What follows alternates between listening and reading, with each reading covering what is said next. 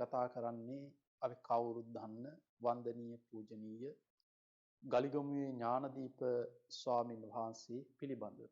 උන්වහන්සේට නොයෙක් චෝදනා කරමින් සමාජ මාධ්‍යවල ප්‍රචාරය යවන.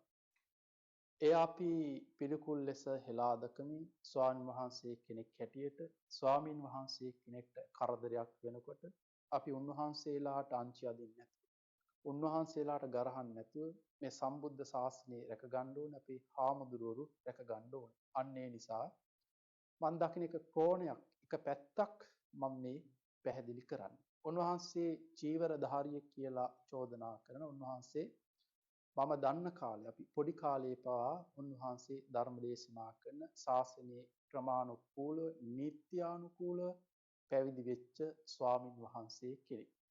ඒ වගේම උන්වහන්සේ හොරන ටීවී channel එකක් කරගෙන යනවා මෙත් කියලා. මෙන්න මේ මෙත් මාධ්‍ය තුලින් ලංකාවාසී ලෝකවාසී සමස්ත සියලු දෙනාට ලොකු වැඩක් කෙරෙනවා. ධර්ම දේශනා ශ්‍රවණය කරන.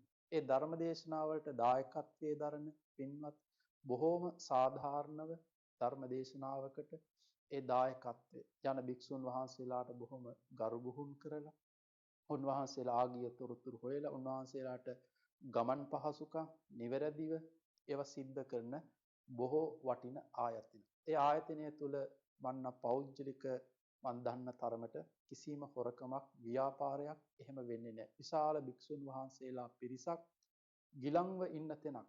ඒ වගේ තැනකට විශාල මුදලක් විශාල පරිත්‍යාගයක් ඕනේ ඒවා කරගෙන යන්න. මේ ලේසි පහසු එකක් නෙමෙයි. මිනිස්සු පිටතින් බලලා මේ කරන්නේ ව්‍යාපාර එහෙම කියන්න පුළුවන් ඊර්ෂියාවට. නමුත් එහෙම සිද්ධියක් නෙමෙයි. උන්වහන්සේගේ ධර්ම දේශනා තුළ මිනිස්සු කොයිතරම් ශ්‍රද්ධාව හදා ගන්නවද? උන්වහන්සේගේ වැඩපිළිවෙල තුලින් කොයිතරම් හොඳ දේවල් රටට සම්බුද්ධ ශාසනයට වෙනද? අන්න ඒ වගේ අපි මේ ස්වාමින් වහන්සේලාගේ වැරදි අඩුපාඩු තියෙනවා නම් මාධ්‍යයට දාලා අපි මෙහෙම අර මාධ්‍ය කලඹන එක නෙමෙයි අපි කරන්න ඕනේ.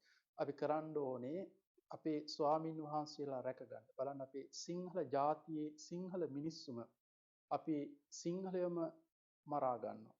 වාද කර ගන්නවා. අඩුපාඩු කියාපාන. ඉතින් ඒවා පිළිකුල් ලෙස අපි හෙලා දැකලා අපි එකමුතු වෙන්න ඕනේ. මේ ස්වාමින් වහන්සේලා මේ මෙහෙමයි කියේ අඩුපාඩු හොය හොය අපේ මිනිස්සුන්ටම ගහලා අපේම ජාතිය අපේම ආගම අපි පහත් කරගන්න ජාතියක් බවට පත් වෙන්න හොඳ නැහැ කියන කාරණාව සහ මම මේකෙන් ඉදිරිපත් කරේ උන්වහන්සේ මම කුඩා කාලේ ඉඳන් දන්න ස්වාමින් වහන්සේ කෙනෙක් උන්වහන්සේගේ බණ අහන ශ්‍රාවකයෙක් පැවිදි විලත් උන්වහන්සේගේ ධර්ම ශ්‍රවණය කරනවා.